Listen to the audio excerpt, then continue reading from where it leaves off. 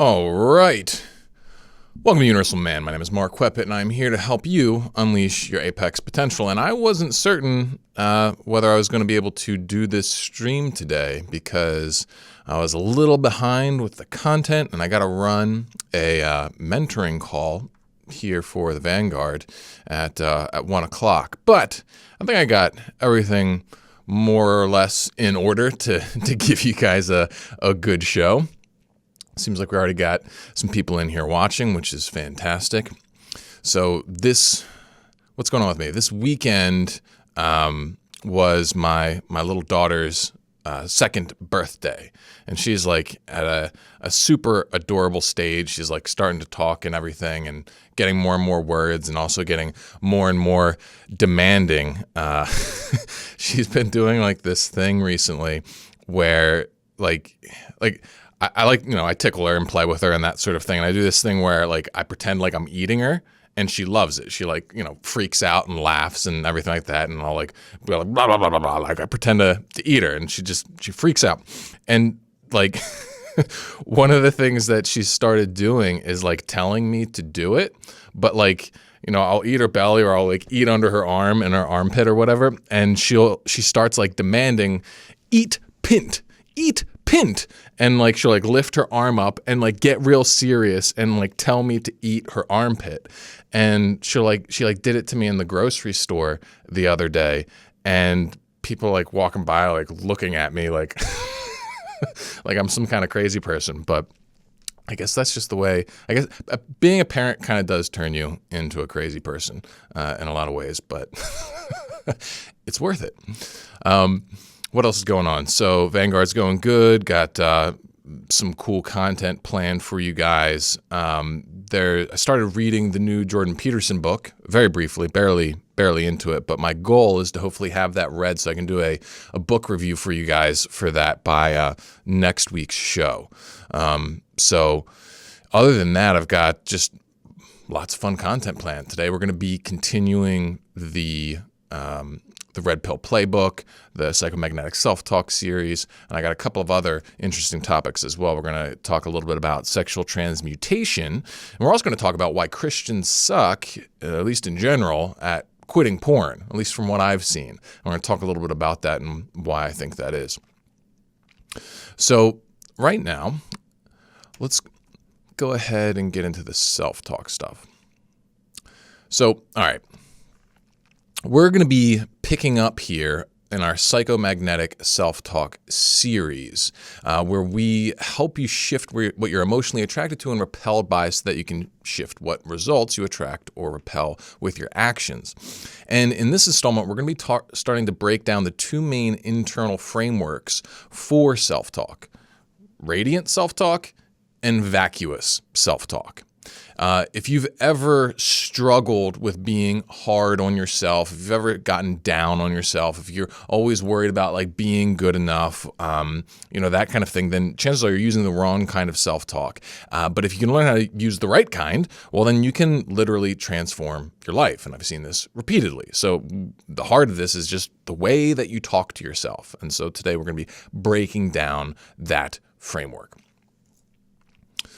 So before we get into it, just want to say thank you guys so much for coming out and supporting me, especially you guys on YouTube. But if you really want to support me, check out the Universal Man Vanguard, which is my private community for helping guys live on the front lines of life and unleash their apex potential. The Vanguard is growing by leaps and bounds. Lots of awesome stuff happening. Going to be having some new additions and tweaks and upgrades to it here coming soon, which I'll talk more about as they roll out. But make sure you check that out if you're interested in joining, a group of like-minded guys who are doing cool stuff with themselves.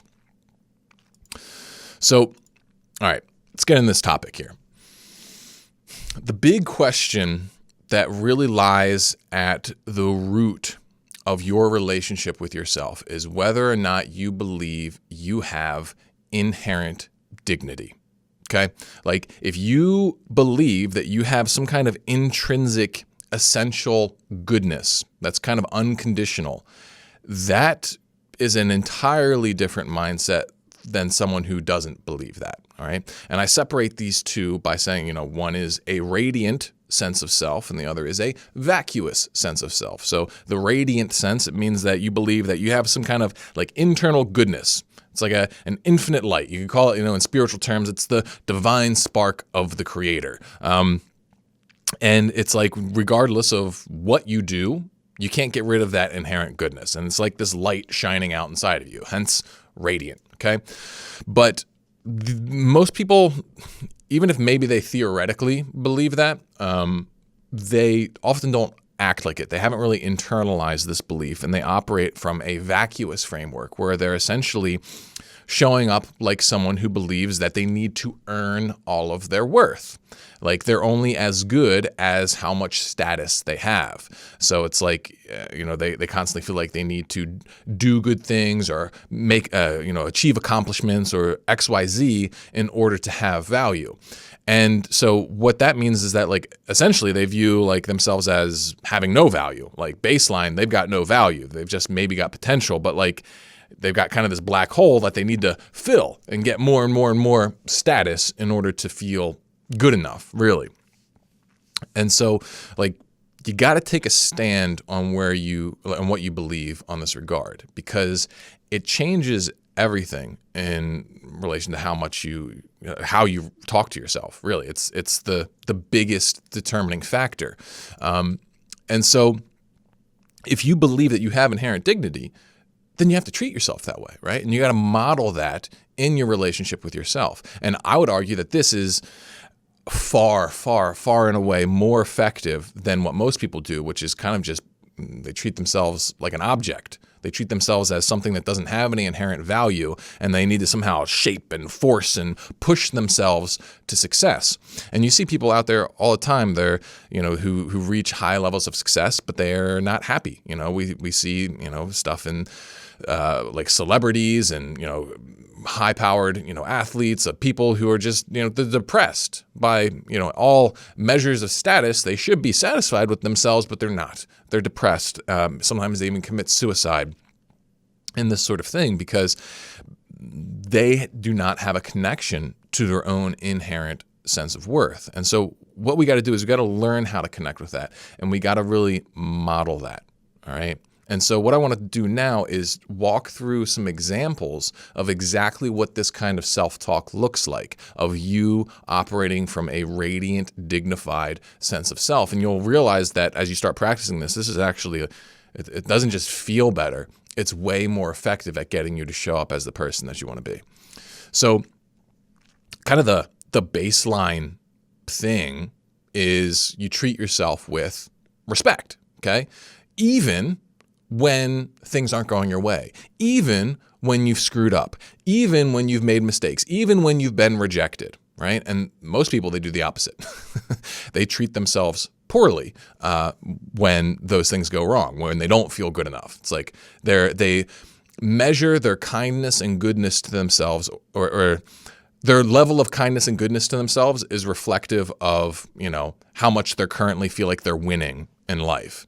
It's like if they'll be kind to themselves and like themselves and love themselves if, they just got a promotion or they just scored that date, or, they think they're looking particularly good in the mirror. But, if they're maybe not looking so good in the mirror, or maybe they just, lost a promotion, maybe they got fired, maybe they got rejected by a girl, all of a sudden they engage in self-destructive actions, right? And so we want to make sure that good treatment of ourselves, it doesn't go away. Right. And so we have to recognize, all right, so unconditionally, I'm good and I'm going to treat myself good. And practically in self-talk terms, like one of the most important things with that is refusing to lie to yourself. Okay. You really want to avoid lying to yourself because essentially you get good at what you practice. And the root of most internal dysfunction, as far as I can tell, is the result of lying to yourself. That's what an addiction is. An addiction is someone who habitually lies to themselves about what they really want and about what's really good for them, right? And we've gotten kind of, as a culture, more accustomed to lying to ourselves. And some people even use it as a strategy. Like Michael Jordan, for example, if you watch the Last Dance documentary, he's someone who's, I think, maybe not entirely, but in part, a great example of someone who has gotten really far using vacuous energy, right? I'm not saying vacuous energy isn't powerful, but it comes with big drawbacks. And so one of the things that Michael Jordan would do is he would figure out how could he get himself more fired up, and he wasn't against lying to himself. At least that's the way it made it sound. It's like he like made it up that someone said something, talked some trash to him, disrespected him, but they didn't. But he used that. He lied to himself about that so he could get himself worked up so that he could perform better.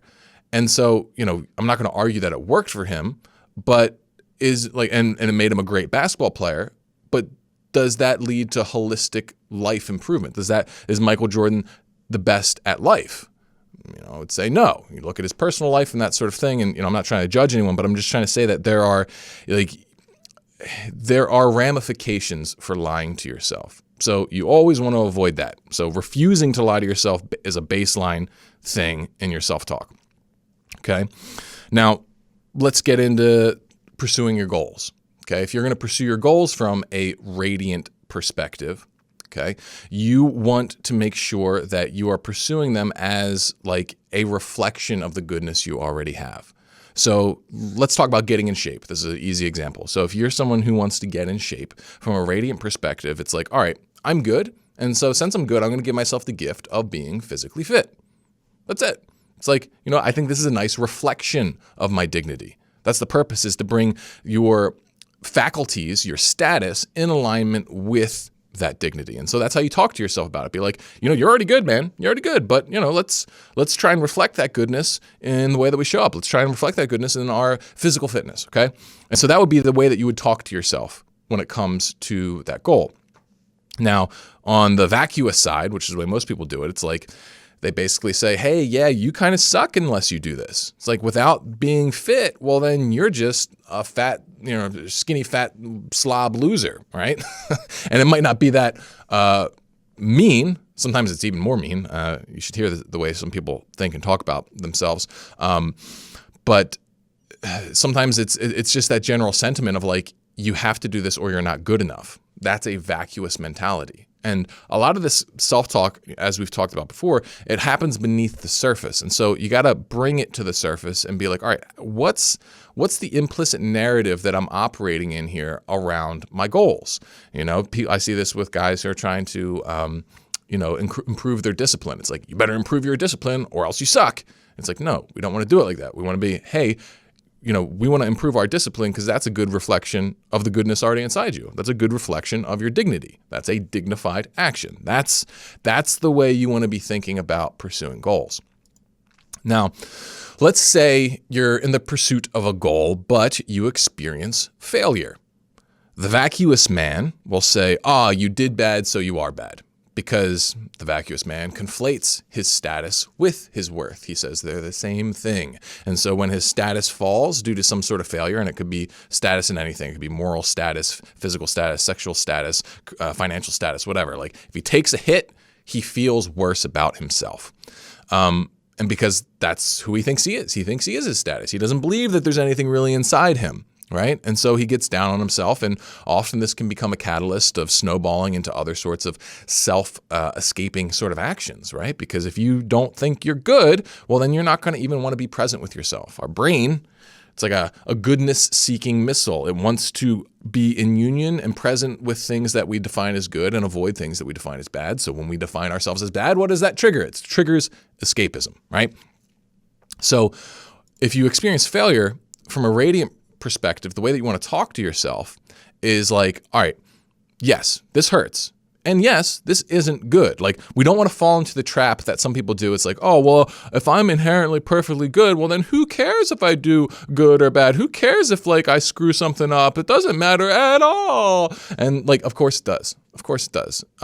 But it's not the way that the vacuous guy views it. It's not a reflection of your intrinsic worth. Really, what the conversation has to be about is about your nature and alignment. So, for example, like, let's say that you failed to go to the gym, okay? And, if we're going to stick with the fitness one because it's a simple one.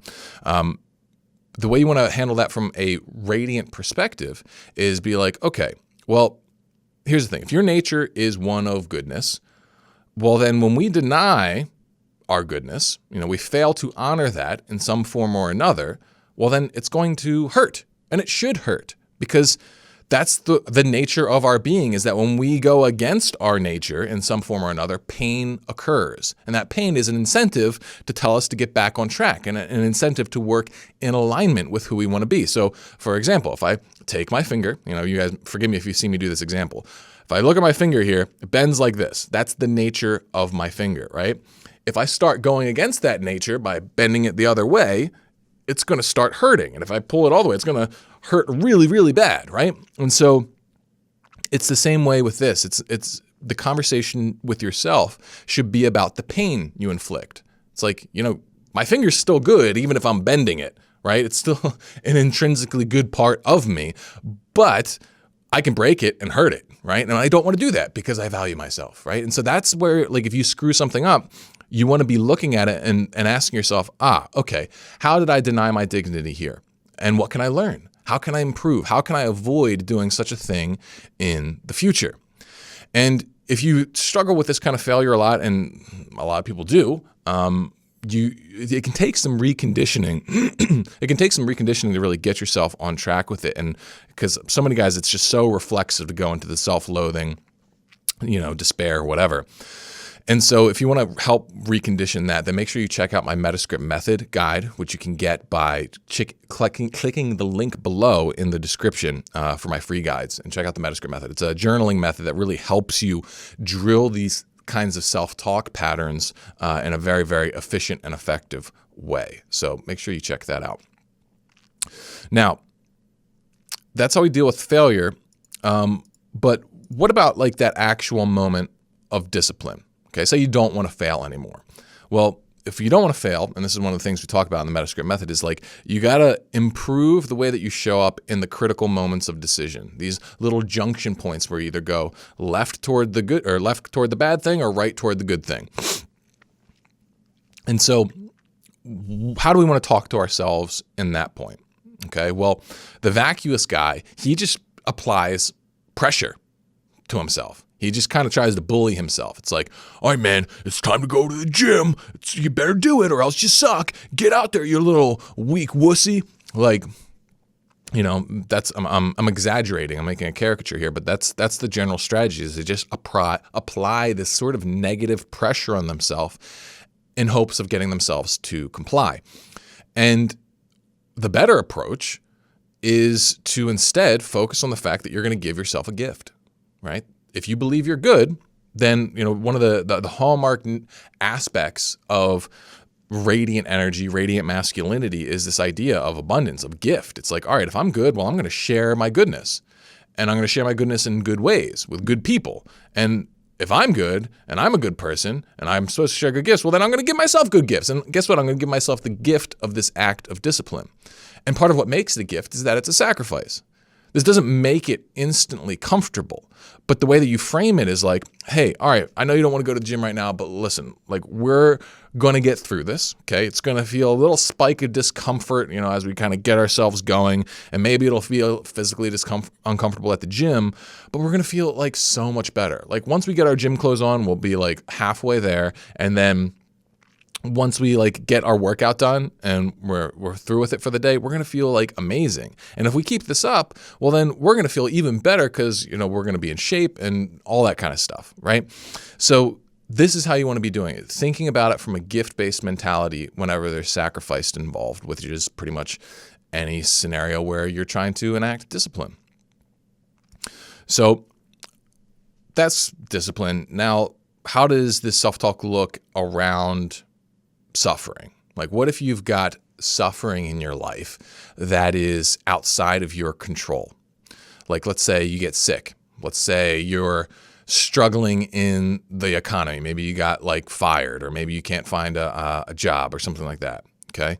Well, the vacuous man, as he doesn't get the things that he wants, he doesn't get the things that are important to him, he gets really down on himself. And, often he will despair, fall into escapism, maybe start projecting, getting angry at other people, that sort of thing. And what we want to do instead is we want to actually become more present with ourselves, to a degree. Like if you're in actual legit like physical anguish, there's something to be said for tuning out and occupying yourself as a gift to yourself. But in general, before you do that, the idea is like you have to actually become present with your pain and understand it. You have to understand like what you're going through, right? This is where we get into the, we're talking about resonant self-talk, where you actually connect with yourself. Well, that's a whole part of this radiant self-talk model, where it's like you have to care about what you're dealing with, really feel it, really understand it, really care about it, and then really go to do something about it, the best that you can. And sometimes, you can't do anything externally. Maybe you can't do anything to fix the economy. You can obviously do what you can to try and find a job regardless, but what you can always do is work on your mindset, work on your optimism, work on your fortitude, that sort of thing. And so, that's what you want to be giving yourself. That's what you want to be feeding yourself, okay? So, all right, 2 more things here we'll just go through really quick. We'll talk about how do you want to deal with rejection and how you want to deal with success. The rejection one probably deserves an entire video in and of itself, but I'll give you the basic rundown here. All right, so say a girl rejects you that you're asking out on a date, or maybe you're married and your wife rejects sex or something like that. Okay, the vacuous mentality is one that says, "Oh, you suck," and or they suck. Right? They get down on themselves, or they get mad at the other person, or they do both. Right? What we want to do instead is honor both our dignity and their dignity. All right. You're not any better or any worse, whether you get, whether you get rejected or you get affirmed. Okay. Neither of those things affect your inherent dignity, your inherent worth. And also, they're not inherently any better or any worse, even if they showed up like a total jerk. All right. Like we can say that's not good. We can say that behavior is not reflective of their dignity and it's going to cause them pain and they shouldn't do that, but they're not worse because of it, And so what we want to be doing instead is focusing on what we can control and, what the other possibilities are that can actually continue to help us work from this frame of gift and dignity. So maybe in relation to her, if we want to give her the benefit of the doubt, it's like, okay, maybe she'll come around. Maybe, I could have showed up differently. Maybe she's just having a bad day, whatever. The focus, you don't really want it to be on them. You want the focus to be on you, okay? And so in this scenario, like you want to say, did I do anything that I could improve?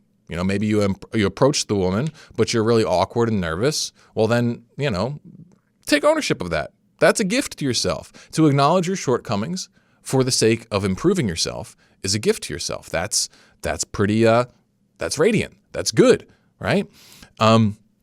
Maybe you need to identify a path for yourself to improve. Maybe you didn't do anything wrong and you just need to say, hey man, you're totally fine, right? But the big thing is you just can't let their rejection of you lead to you rejecting you. That's the most important thing, hands down. And this is important too, even in success, because the vacuous guy, when he succeeds, when he gets what he wants, he thinks that he's better then. And what this eventually leads to is him thinking that he's better than other people. And this is what you see with a lot of the people who got a lot of money and power, et cetera. They think just because they got the money and power, just because they got the success, they're better than other people, and they can disrespect them. They can dishonor other people's dignity. They can, be that powerful person who can squash others down because they have the power to do so. And that's really screwed up in my mentality, from my perspective. I think instead, if you experience success, celebrate the win, yeah, because wins feel good. But let's look at the process. How well did we actually show up as the person that we wanted to be in the success? Because that's really what's more important. How much in alignment with our nature of dignity did we show up to achieve that? Because sometimes you can show up poorly and still win, right? It's not just about winning. It's about the way you play the game, right? And so that's what this self-talk is all about. It's about being able to be present with yourself unconditionally and honor your dignity. And if you can get this down, then the way it feels to live inside of your own head will completely transform.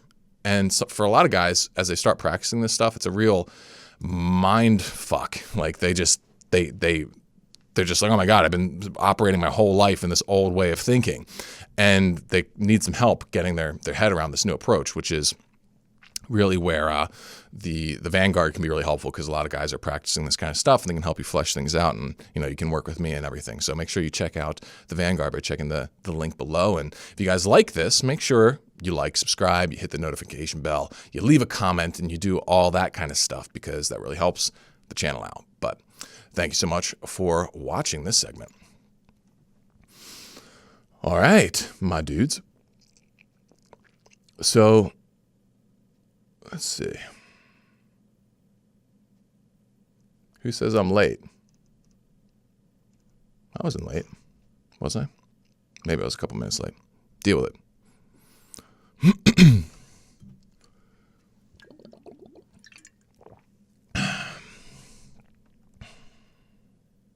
Oh, shit.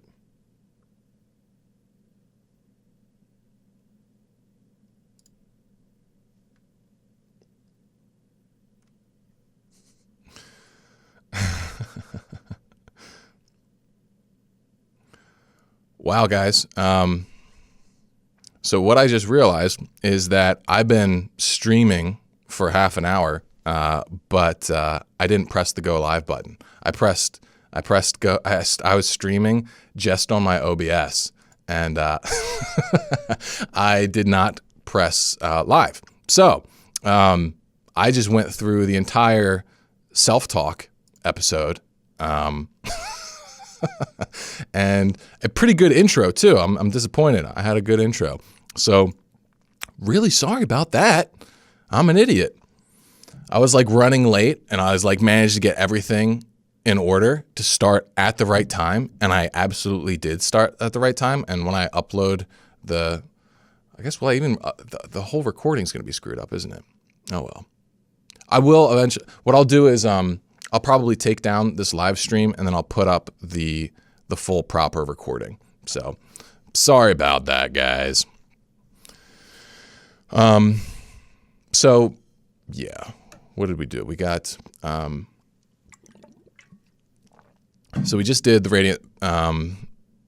radiant versus vacuous self-talk, which was, I thought, really good. You'll have to let me know once we get the clip up and I get the full episode up. But now what we're going to be doing is going into the red pill playbook. All right.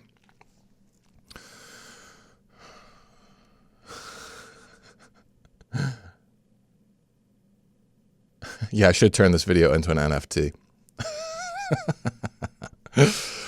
All right, let's do this. Let's get into this, because I got a call to run here relatively soon. So, all right, time for another episode of the Red Pill Playbook, where we talk about helping men navigate the instinctual drives that control our sexual and social dynamics. In this one, what we're going to be doing is looking at the sexual marketplace and how sexual desirability plays out in our current culture. But more importantly, we'll be covering a massive point I've never heard anyone talk about on how to significantly improve your level of sexual desirability beyond just basic stuff like getting in shape, making money, being more charismatic, etc. Okay. So this one's actually pretty interesting, I think. So I think you guys will like it. Now, if you want to support my work, obviously you liking, subscribing, hitting notifications, that sort of thing can help me out a ton. But also make sure you check out my Vanguard community, where I help guys walk through these sorts of transformations that I'll be talking about here, because it's difficult to do it on your own. It really is. If you want some getting accountability, getting support, getting all that kind of stuff is really, really useful. So make sure you check out the link in the description below for the Vanguard. All right, so let's get into this. First thing we got to talk about is the SMV. Talk about sexual market value.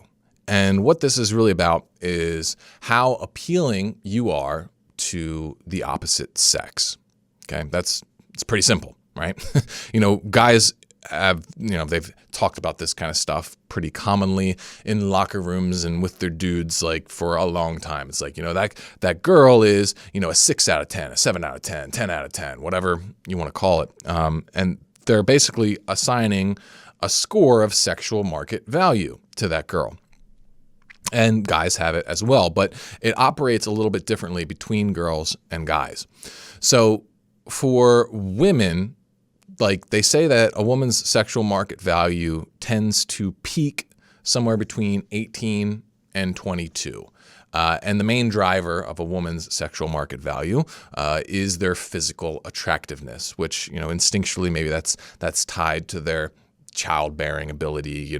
They look young, all that kind of stuff. Now, this isn't the only thing that affects a woman's desirability. Her personalities, her values, her, the level of compatibility you see with her, all that kind of stuff can really affect these things. But if we're going to be talking about the sexual market, then we're really talking about the whole picture holistically, right? And so that's the way it works with women. You just think about our culture today. It's like, there's always going to be a new pop star filling that young and hot slot, because as they get older, they just stop being so spicy and people stop caring so much. And this is what you see with, the guys who are completely controlled by their sexual desires.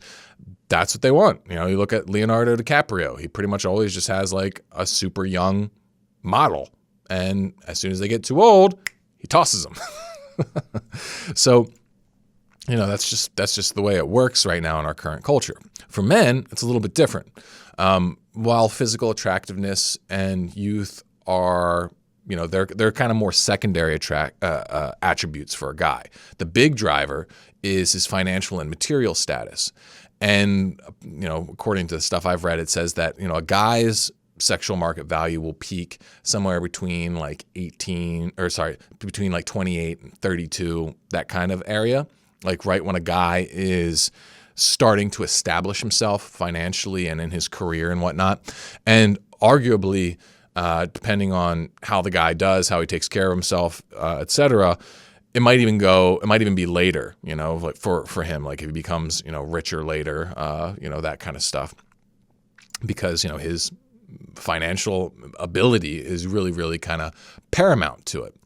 And so what ends up happening is, in this current culture, the way that this sexual market works is that both guys and girls, I think, are getting screwed in a lot of ways. So guys, especially young guys, get screwed. Like guys in their 18, 19, early 20s, that sort of thing. And I think internet dating has made this worse, like app dating and stuff, because they're no longer competing against their peers for the women in their age bracket. Who they're competing with now is actually the older guys. Like they're competing with the guys who were at their sexual market peak. So for example, like back before app-based dating, women, say a college girl, she wanted to date a guy. Well, she would pick a guy most likely from her school, and he'd be, relatively at a similar sort of age level, et cetera.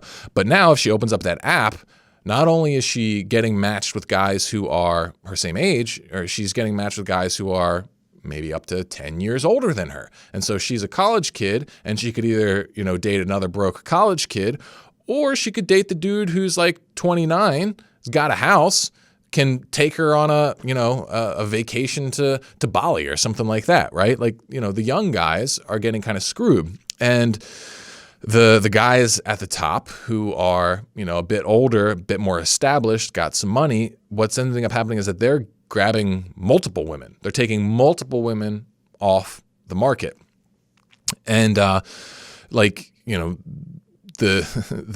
what people say, well, you got to become that guy, right? Well, what if you're not that guy yet? What if you're still a young guy? What if you're in college? What if you've had a rough time in your 20s? Maybe you weren't able to really get yourself together. Like even if you're 30, it doesn't automatically make you better. It's like you got to have the status too.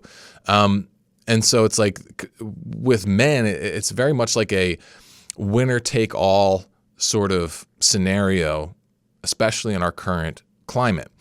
And the women end up getting screwed by this as well, because the young, 20-something whatever girl who goes for that older established guy, usually that older established guy, he's just interested in sex. And so what ends up happening with a lot of women is that they keep kind of going after these sorts of guys, these sorts of relationships. But those guys, they're not wanting a relationship, but she maybe is. Maybe she's not. But like, if she uses up her youth, like sleeping around with guys who are older and have no interest in a relationship with her, then by the time that she's looking to settle down, you know, maybe late 20s, early 30s, mid 30s, late 30s, like all of a sudden her sexual market value has declined. And now, like, she's feeling like she has to settle, feeling like she's scrambling for a guy, but all of a sudden she's not as attractive as she used to be. She's not as appealing as she used to be, you know, at least in, again, this marketplace. I'm not talking about like, like that women are inherently less worthy of attraction, that sort of thing. And I'm thinking about all the guys out there with wives and that sort of stuff. They're like, oh, I love my wife now more than I did. It's like, me speaking personally, that's what I do. I do. I actually like my current wife way more than the woman she was in college. But again, we're talking in mass, in aggregate. And so like, you know, the guys who weren't able to compete because they were too young, they kind of, a lot of them just tune out. That's what the MGTOW movement is. That's what the incel movement is.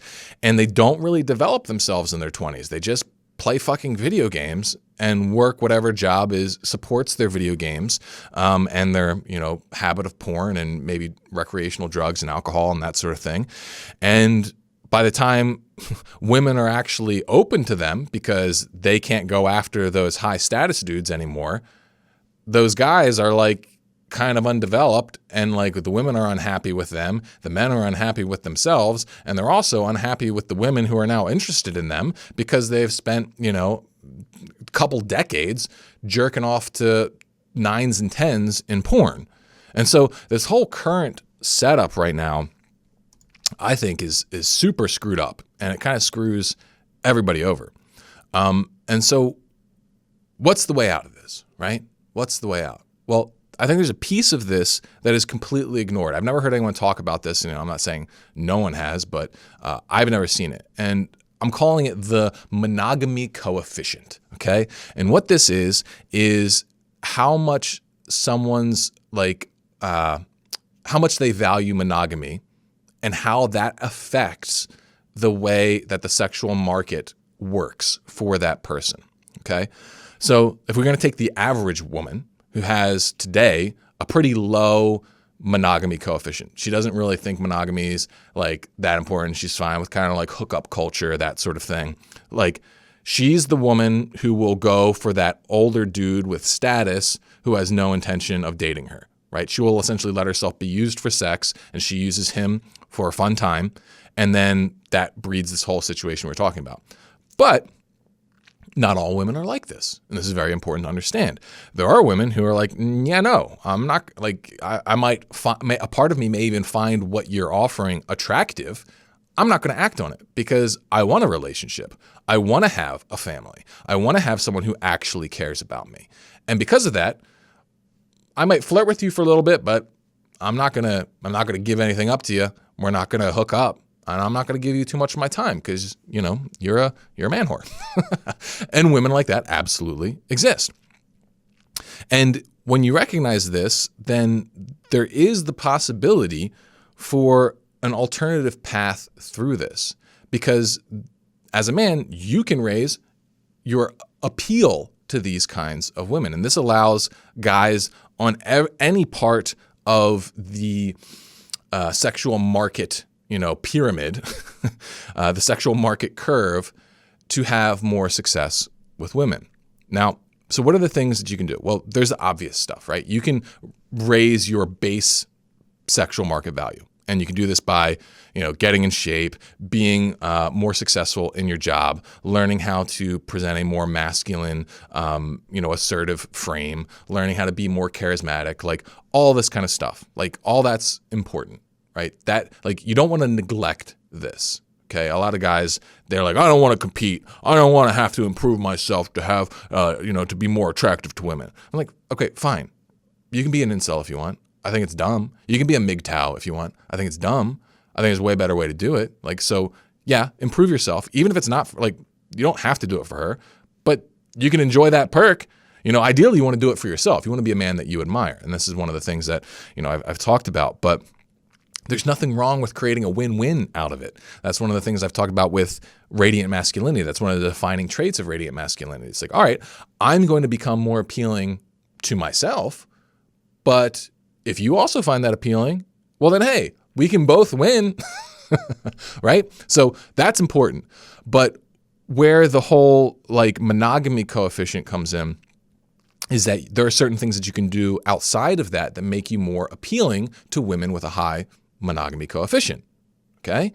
So for example, you could learn how to not watch porn all the time, right? You could actually practice sexual self-mastery, right? This is huge. A woman who is like that, who has value for her own sexuality and things like that, she's not going to be super in to a dude who is a little Gollum-like hornball who has no control over his sexual impulses, right? She's probably going to be turned off by the guy who's like, oh, if you don't sleep with me on this by the third date, well then I'm done with you, right? So it's that's not going to work super well. And a lot of guys obviously struggle with this, but that's what I do. I help guys improve in this. I help guys, quit porn. I help guys develop themselves in their sexual self-mastery. If you want to get started with that, make sure you check out my Reboot Regimen guide. If you want to quit porn, then click the free guides link below and check out the Reboot Regimen. I'll get you started on that. You can also check out the Vanguard. If you want to go big time, I've got the Reforged Man course, which will 100% help you do that. And that makes you more attractive to these women. And it also avoids huge problems. These kinds of women, you think, oh, I'm going to hide it from her. Okay, yeah, maybe. And then you might get divorced later, or you might just never have sex later because she found out. This is the kind of stuff I deal with regularly, is guys like this, who they have a great woman, but they don't have themselves under control. And so even if they get the woman married, they might not be having sex with her because he doesn't know how to present himself in a dignified manner. So that's a big one. Another one is that, like I was saying, don't go out there and engage in hookup culture, engage in essentially courtship culture. If I was single, the way that I would do dating today is I would date a lot of women at once, but I wouldn't sleep with any of them. I'll be really open, be like, hey, I'm looking for someone that I really like, and I'm going to try everyone out. And until you prove to me that you're really worth my time and energy, then you're not getting anything. You're definitely not getting sex from me. That's my special power. That's my mojo. It's you learn how to put your sexuality on a pedestal, and this kind of reverses the trend that most women are used to. They're most used to guys trying to get sex from them so bad. But if you hold your sexuality up as a prize, all of a sudden you're going to stand out in a dramatic way.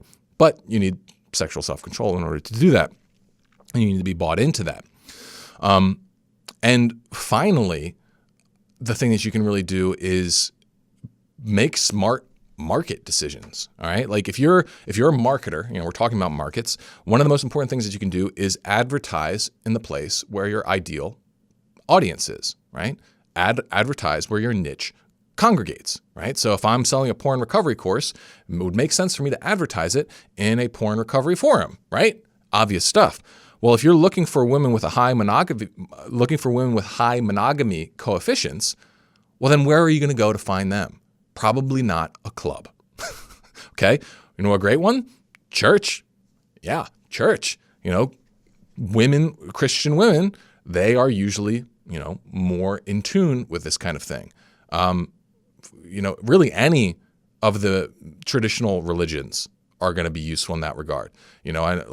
Whether you're Muslim, whether you are Jewish, whatever, if you can find a conservative, a woman who's brought up with conservative religious values, chances are you're going to be able to find that woman who is more attuned to a real relationship opposed to the corrosive effects of common hookup culture, right? But there's other ways too. I'm sorry, leftist culture sucks for this kind of stuff. So going to a women's rights rally, probably not going to help you. Going to Democrats for America, probably not going to help you very much. Conservative rally, very possible. I remember even, this is even technically conservative, but a friend of mine invited me to go see Jordan Peterson live one time. He had an extra ticket, and I'm a Jordan Peterson fan, so I jumped on that. And what struck me is how many women were there. And there were a lot of like well put together women who were single. They even asked that in the beginning because I think they were trying to help everybody out. But I got flirted with a lot. And there were a lot of women there. And they were like, you could tell that they rejected mainstream culture because they're at a Jordan Peterson thing. So it's like, find stuff like that. Go, spit game in those places. And what you're going to find is that the doom and gloom of the sexual market trends of today, they don't hold true in all scenarios. And there are things that you can do to still thrive, still find someone, still be like, find a place for authentic and healthy sexuality. You just got to do the work. Right? And I think that, my hope is that this gives you guys some hope who are maybe a little despondent and unhappy with the current scene around, dating, hooking up, and that sort of stuff. Let me see what you guys say.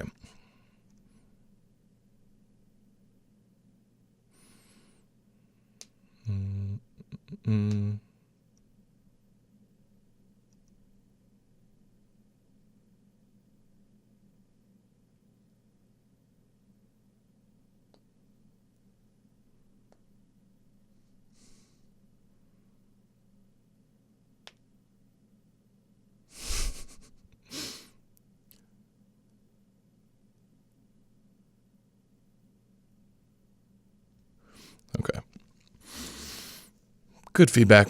And yeah, speaking of Jordan Peterson, I said this earlier in the call before I was recording or going live that I actually started his new book, and I'm hoping to have a review of it for you guys by next week's show.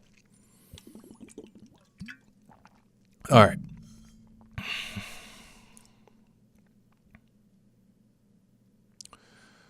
Okay, so we've done, you guys seen one, I did too.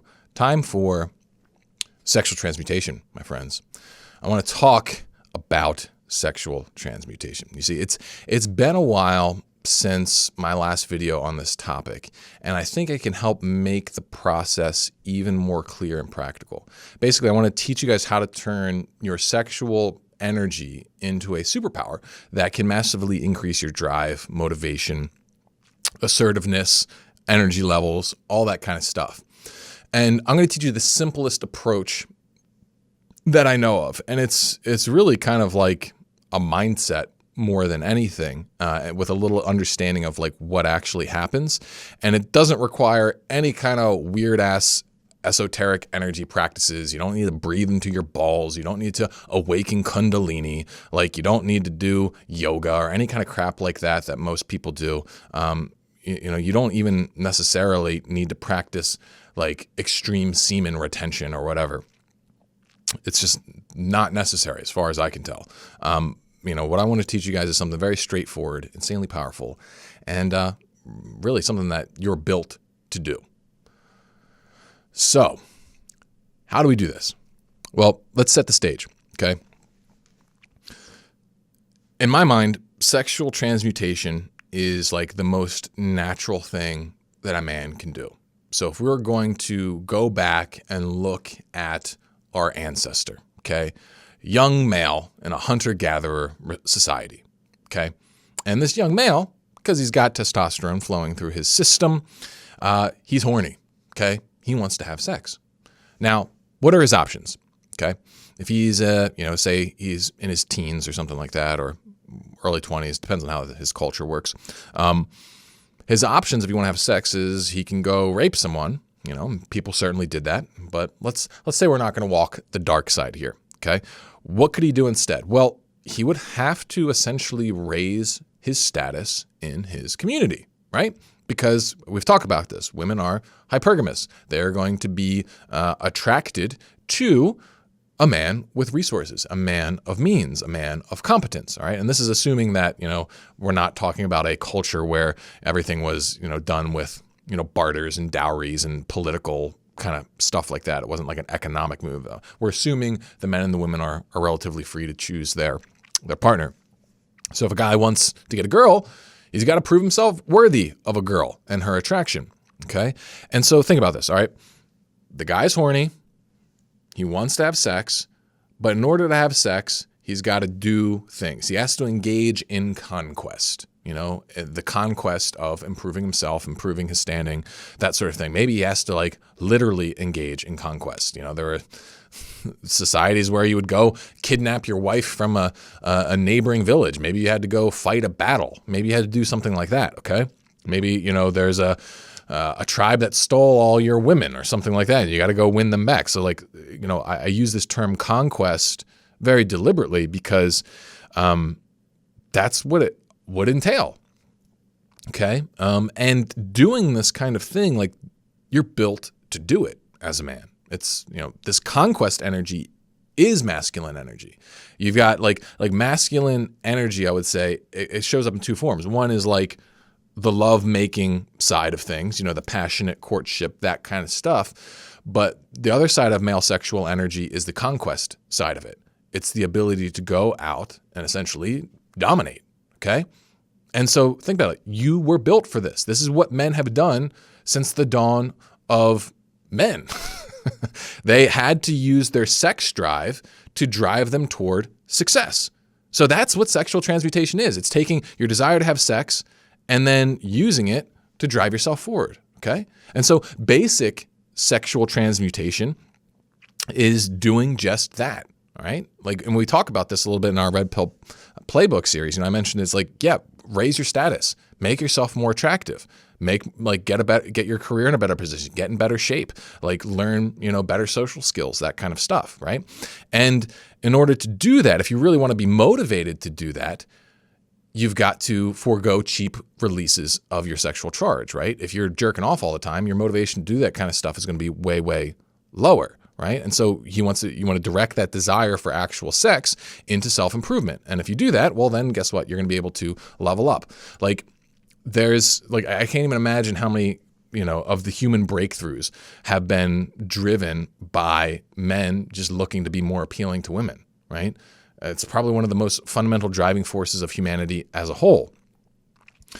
And so you got to learn how to do this. But, that's sort of a base sort of approach to this. What if you've already got a girlfriend or a wife, okay? Or what if the idea of constantly working for female attention feels undignified to you? Because it kind of does to me. It's like, my sexual power only works if I'm trying to impress some woman. I want to do it. I kind of want it to be more for me. And this is where we got to get into a more mature form of sexual transmutation. And here's how this works. It's like, the idea is like, you want to engage in worldly conquest for the sake of uniting, not with a beautiful woman, but with a beautiful reality.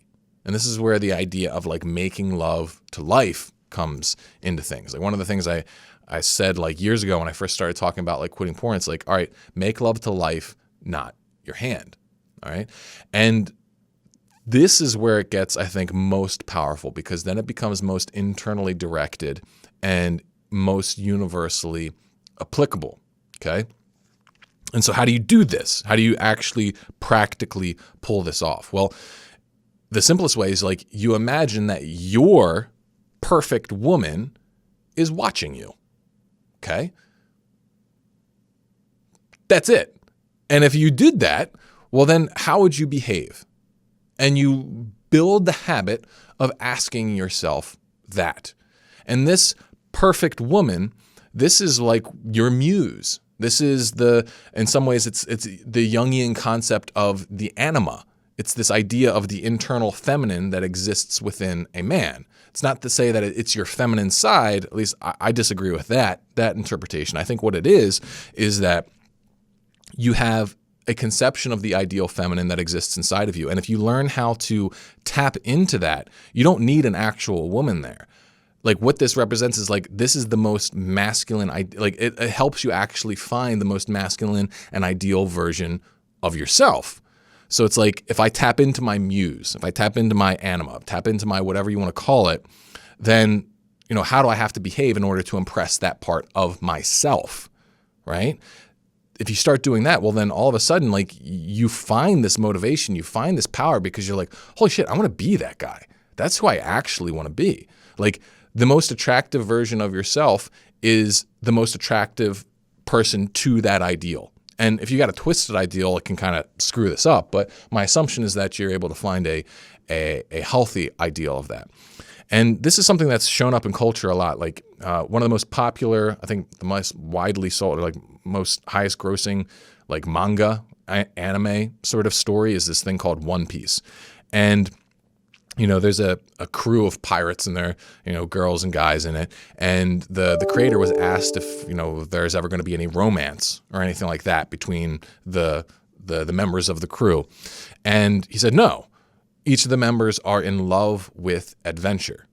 And this is, you can feel that flowing through that story, is that each person, they've got goals that transcend just a one-to-one connection. It's way more important than just getting one person to like them. And, practically speaking, in terms of game, in terms of frame, these red pill concepts, it's the idea that, like, you don't put the actual pussy on the pedestal, right? Like, you don't actually let female affirmation become the most important thing to you. It's like you're looking for union with something much bigger and much more beautiful than just a single woman, right? And if we want to really explain the scope of this, it's like, all right, the most famous man in history was the ultimate practitioner of sexual transmutation. Talking about Jesus Christ, like his fundamental model he presented himself as is the groom. He is the man getting married, but who is he marrying?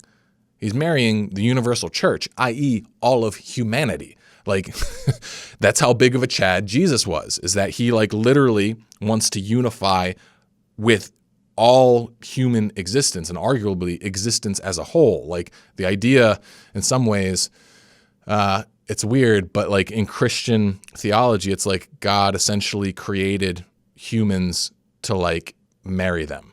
But that's why he gave us free will, so it could be voluntary. And he wants to be completely one with us. Okay. And so that's what we're aspiring to, is we are essentially aspiring to union with the divine. And this is, as a man, you can start tapping into that pathway and start tapping into that more transcendent, powerful energy by learning how to connect with your muse, by learning how to connect with, your ideal feminine. And if you just act as if that part is watching you, then it's going to give you direction on how you should behave. Sitting around playing video games, jerking off, eating Cheetos, that's not going to impress her, very likely. Unless, and if it is, well, then you've built up a corrupt sort of anima structure, because that's actually not going to serve you. And what kind of woman would be attracted to a man who is degenerate? Well, a degenerate woman. And so, there's all kinds of things we get into about how that occurs. But the baseline requirement, if you really want the sexual transmutation capability, is that you have to be able to engage in sexual self-control, right?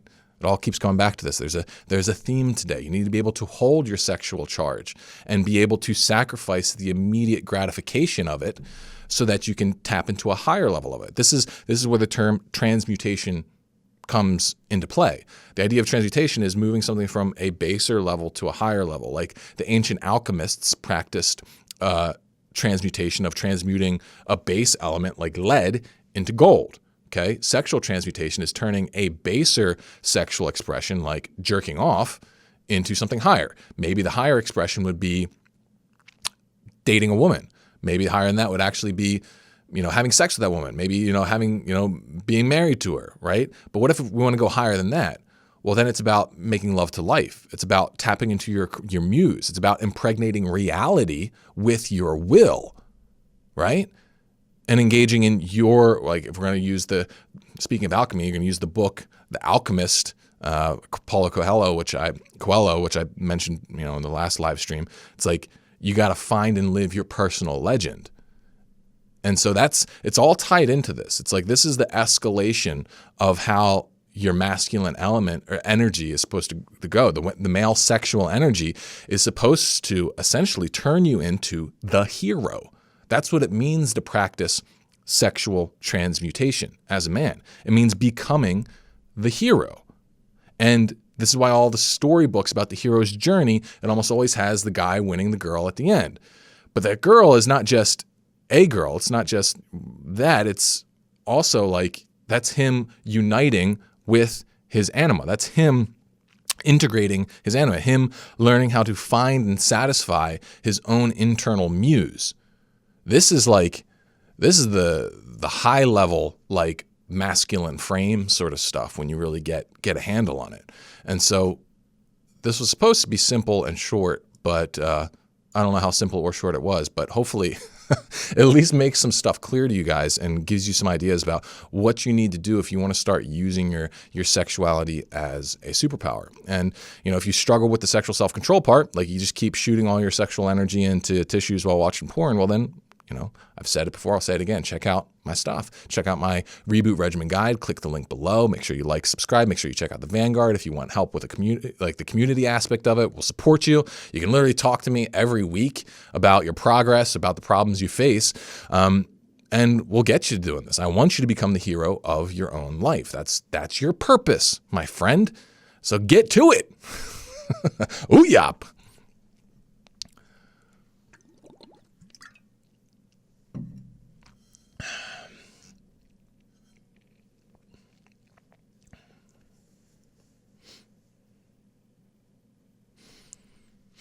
All right. Final talk today. So, here's an interesting one. We'll see what you guys think of this.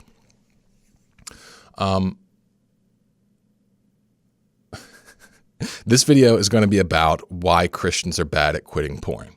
Okay, and this is an interesting one that's near and dear to my heart since, I'm a Christian, I'm a Catholic, and I've, went to many years of Catholic school before quitting porn and that sort of thing. And there's some issues Christians have around quitting porn. And, maybe this even holds true with other religions as well. But I think it's an interesting thing to look at, particularly if you are a Christian, but even if you're not, because it helps explain some of the underlying essentials if you really want to quit porn, and if you want to quit porn to, improve your sexual market value, as we were saying, or practice sexual transmutation, or simply just be free from the negative effects of it, then I hope you find this interesting. So, all right, let's set the stage here. When I grew up Catholic, there was a lot of guilt. Catholic guilt's kind of like a universal thing. It's like there's guilt around what you should be doing, right? That's the way they try to control you. It's like, if you do this, you're bad, right? If you do this mortal sin, then you'll go to hell. And that's the way that they pretty much taught about sexuality in general. It's like, you jerk off, you might go to hell. Sometimes they weren't that extreme. They just be like, all right, that's a sin, that's bad. If you have sex before marriage, could maybe send you to hell, but like if you're a nicer person, then you say, that's just bad. It's not going to work good for you, that sort of thing. But what's crazy is that they told you all this stuff, but they gave you no guidance on how to actually pull it off. And like all the instruction that we got for dealing with our raging hormones was like pray, fast, go to church, go to confession, stay close to the sacraments. It's like, doesn't work. Didn't work for me. And I really tried. I took it real seriously as a young teen. And, it wasn't that like all the teaching was horrible. Like when I got older, I think junior year in high school, I got taught theology of the body, which is the Catholic perspective on sexuality, which actually in many ways is extremely beautiful. And I actually hold a lot of that to be like my personal beliefs, but it still doesn't give you guidance on how to actually make it happen, how to actually live it. And it was a problem, right? It's a real issue. Okay, so let me put it to you like this. If Christianity is going to put forth that sexual sin is bad, okay, like, and they're not going to provide help for it, then they're fundamentally failing as in their function, right?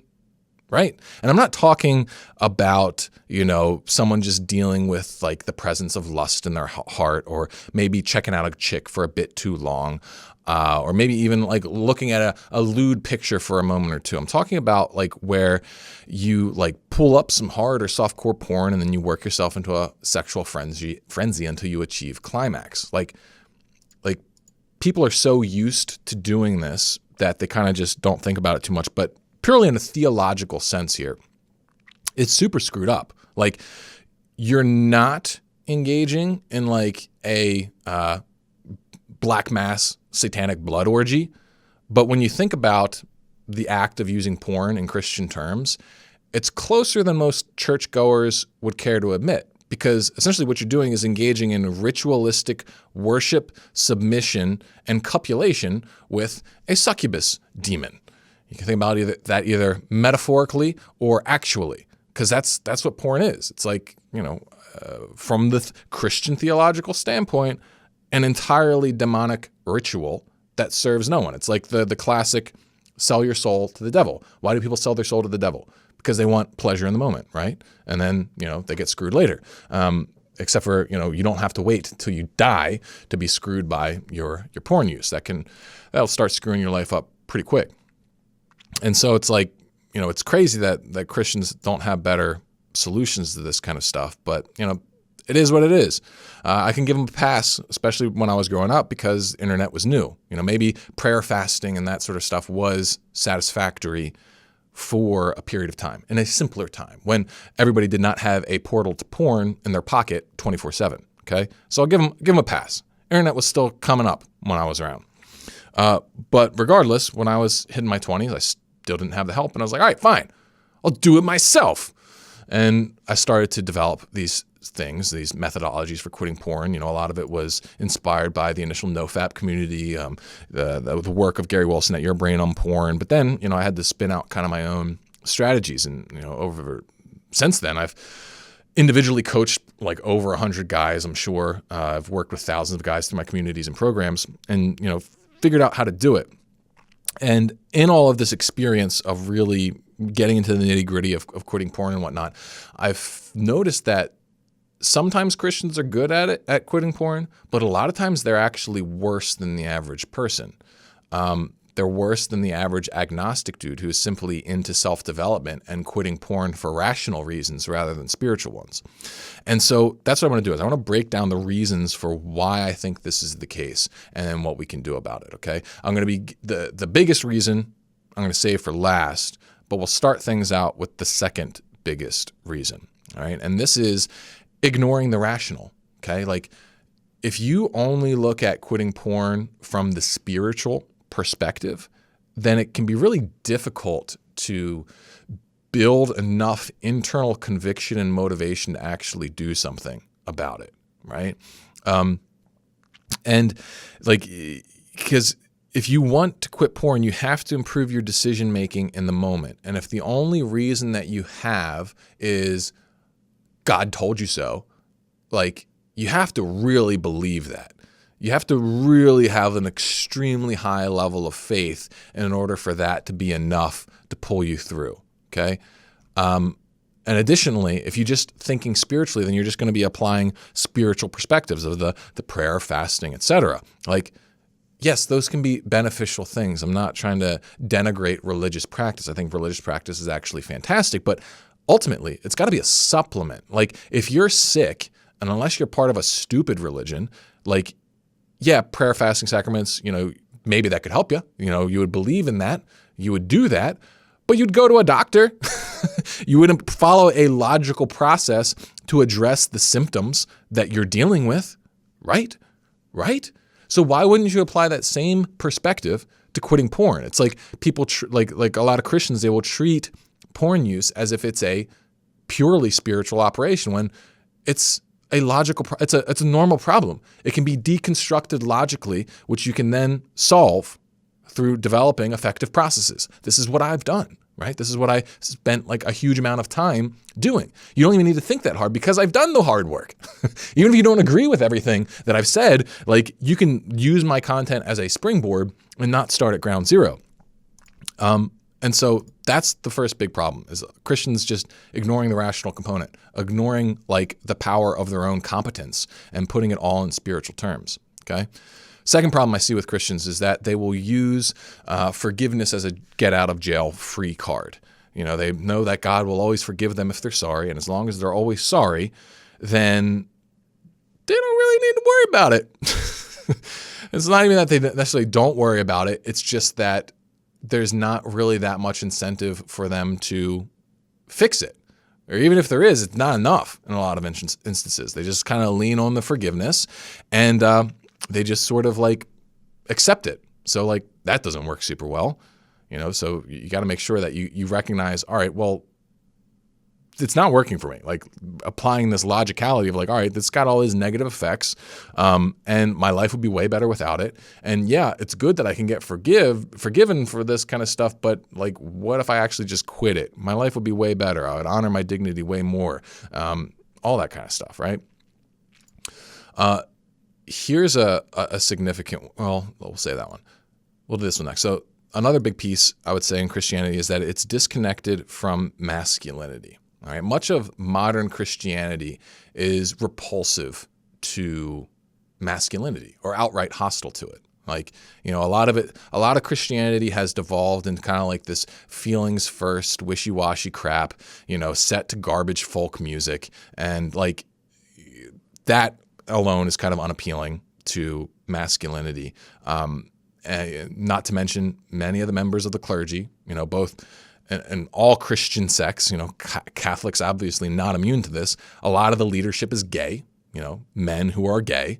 So that's not jiving with the actual masculine, like the heterosexual masculine male who I'm targeting. And so like because of that, there's a big issue on how to actually model what aligned masculine sexual energy looks like. You know, like it's difficult. And so when you don't have that clear model of like what it looks like, how to carry yourself as an actual man, how to actually live as an aligned man, you're going to struggle, especially in relation to anything that has to do with masculine energy. And it's almost like the examples that we have in Christianity of masculinity are like so next level that it's difficult for the average guy to relate to. Like we talked about Jesus in the sexual transmutation segment. It's like Jesus was such a Chad that he made humanity as a whole his wife. Okay. It's like, all right, well, you know, he also didn't marry during his lifetime. So it's like that. It's like, what, just celibacy? Is that all we're supposed to do with our sexuality?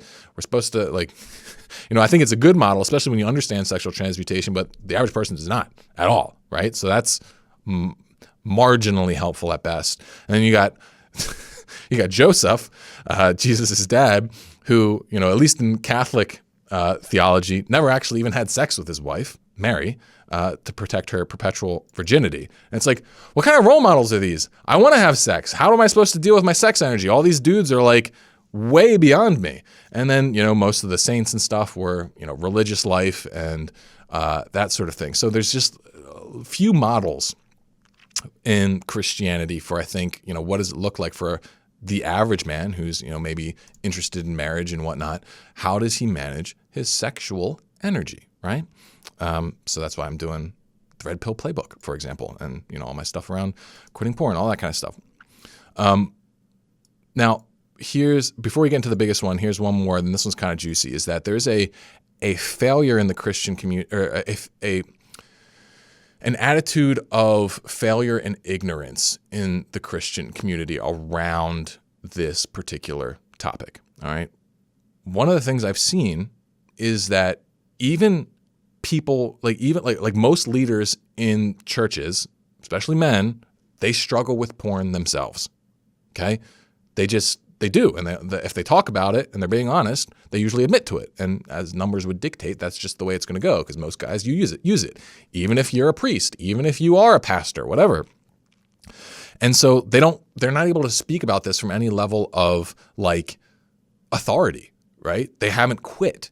And so they kind of get up there and they set the precedent that, oh, even our leader uses it. Well, I guess that makes it okay for me. It's like, oh, good God. Like, guys got to get this stuff together, right? Like, and I've heard about like Christian, like chastity groups, call them men's groups, about where guys are focused on trying to quit porn and that sort of thing. And what it ends up essentially becoming is like let's make everybody feel better after their relapse.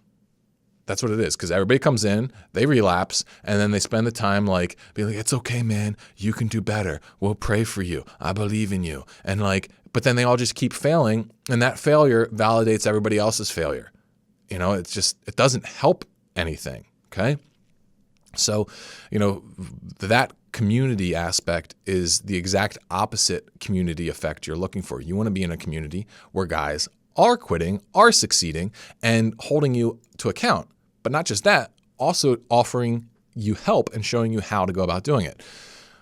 You know, do I even need what a perfect setup to plug Vanguard, my community, where obviously that's exactly what we do. We got guys hitting 90 days and beyond all the time.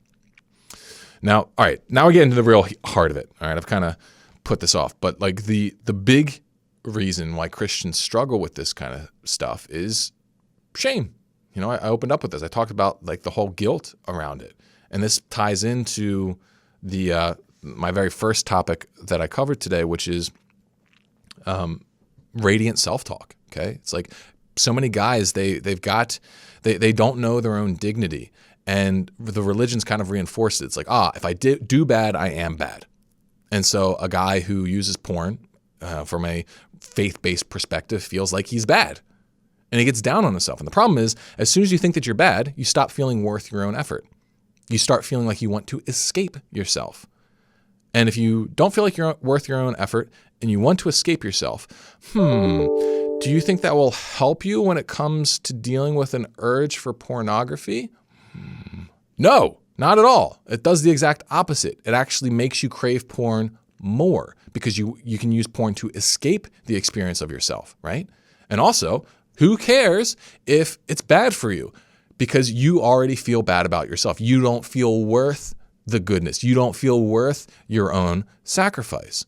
And so all this, like the condemning language that comes out of Christianity, which often isn't actually supported by the actual theologies.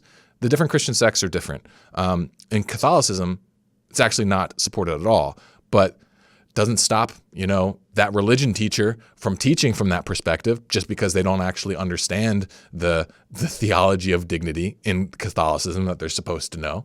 They just are normal people, and sometimes they get things wrong, and they put forth crappy ideas that don't actually help you. So you got to be careful about this kind of thing. And so what can we do about that, right? Well, obviously we got to learn how to accept our dignity, learn how to hold on to it, and learn how to operate from a place of guilt at worst. You know, guilt is when you do something wrong, okay? Shame is when you feel like you are wrong.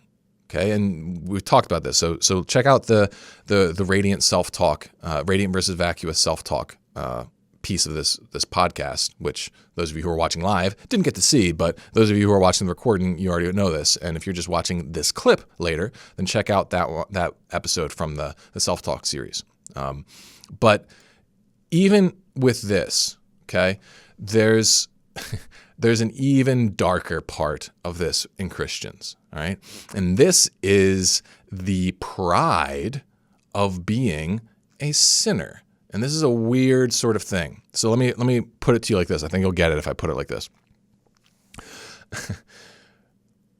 Many of you are familiar with how things go in, you know, left-leaning culture. Basically, people they compete to be the most victimized. So like if you are, a transsexual person of color, all of a sudden you get a lot of status just for being that, especially if you talk about your hardships, right? That makes you more important in that culture. And other people have to defer to you. Like as a straight white man, I should never interrupt you in a conversation. I should barely disagree with you. And I should barely exist in that conversation, right? And so like we see how like dysfunctional status hierarchies can come up. Well, I think there's one in Christianity too. And it's the status of being such a sinner. It's like, oh, I'm such a sinner. Look how sinful I am. Oh my gosh, guys, like I'm like the biggest sinner. And like, I'm exaggerating here because like that's not exactly how they do it. It's usually more of like a dramatic, like, oh, I'm such a sinner. It's like, oh, I'm worthless without God. I'm a worm before God. Like I am deeply ashamed and aghast at my own dark depravities and that sort of thing. And this is a precedent that's been set by literal saints. A lot of saints talk like this. Saints in Christianity, saints in Catholicism. And I hate it. I hate it because like, all right, I'm going to give them the benefit of the doubt. I'm going to go ahead and say that they were actually, the reason they were saints is because they took that seriously and they could see their flaws in such stark clarity that like they were just being honest. They were being honest about what they perceived and they weren't being dramatic at all. They weren't trying to get affirmation or attention from it. They weren't trying to do anything. They were just being honest, okay? But here's the problem. The average person is nowhere near on that level. And so they say, oh, that person's a saint. And oh, that person talks that way. Oh, I'm a better Christian because I think I'm such a sinner. Don't you guys see how much of a sinner I am? Look how good of a Christian I am. Look how much I hate my sinfulness. And like when they start doing this kind of thing, it really prevents them from being able to embrace their dignity. And this is actually one of the things that prompted this video is that one of the guys who's done very good in my community, he goes in the community by the name Lasta. He's got him quitting porn and doing all this kind of stuff, and he actually is using my Reforged Man course to help other guys in his church quit porn and masturbation as well.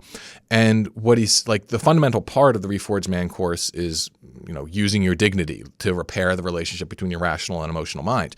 But he said, like, there's a lot of pushback on this idea of dignity. Like, the guys had a lot of trouble with it.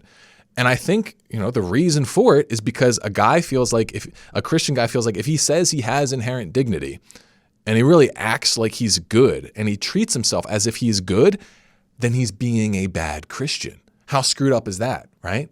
How screwed up is that? But that's what happens, is that there's this culture of status seeking around your sinfulness that has so pervaded Christianity and Christian language that like guys feel uncomfortable and feel like they are sinning by acknowledging and supporting their own inherent worth and dignity and championing it, right? Even though Christianity provides the most powerful story that affirms individual human dignity. It's like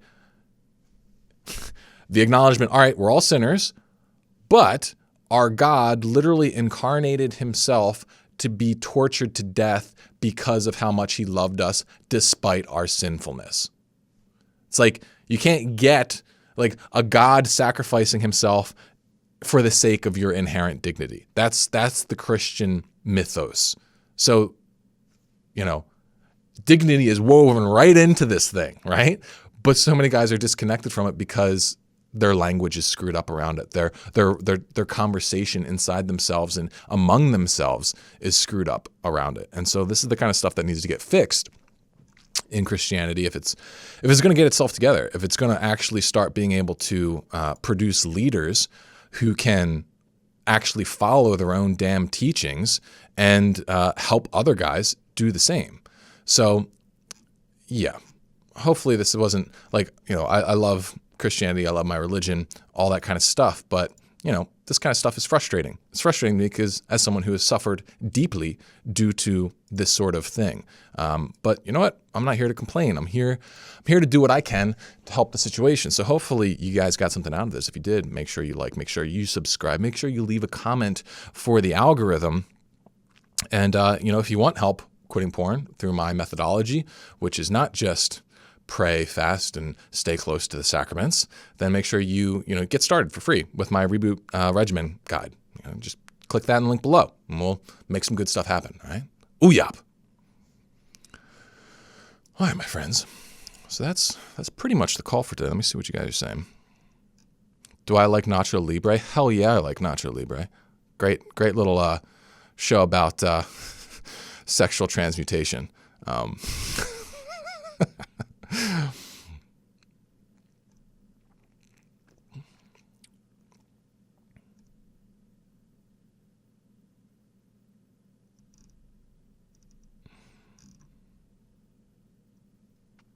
No, I'm not going to become a Jew. Like, people are always trying to convert me to whatever religion they are. I can't tell you how many Muslims have told me that, like, I'm a perfect Muslim. Only people who haven't come after me actually are the Mormons. They don't want any of me.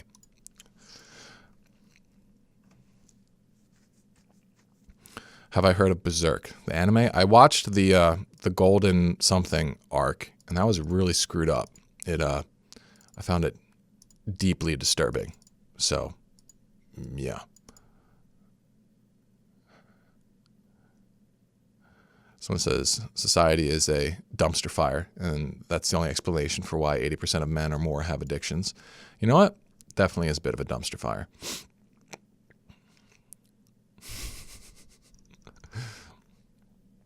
Christian John says, Mark, will you join my cult? No, man. I want you to join my cult. There's a member in my, let's say connected to my friend group at one point, and he actually had some very extreme mental events going on in his life. He was not doing well, and he actually accused me of running a cult with my work, with the Vanguard and everything. And he accused me very, very seriously, and he tried to turn all my friends against me for my cult-like behavior. And I found out later that my mother actually was she didn't know how I was going to turn out. I didn't really break good until I was in my 20s. Like, it was kind of up in the air about which direction I would go in life, and she was worried that I was going to actually create an actual cult.